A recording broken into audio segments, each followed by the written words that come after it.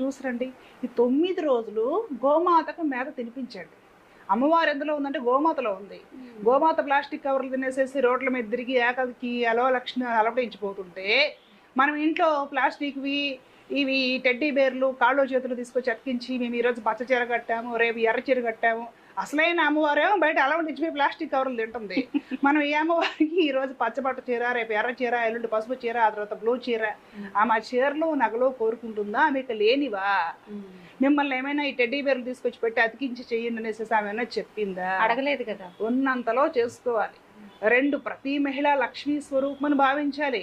నీవు అత్తను తిట్టి, ఏడపడుచుని తిట్టి, తోడికోడలను తిట్టి, ఇరు పొరుగుని తిట్టేసి నువ్వు అమ్మవారి సెట్టింగ్ వేస్తే ఆమె ఒప్పుకోదు.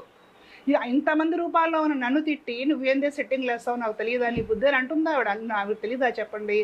కాబట్టి మనము నవరాత్రులైనా, ఏ రాత్రైనా, ఏ పండుగైనా, ఏ తిథి అయినా కూడా ఆ తిథికి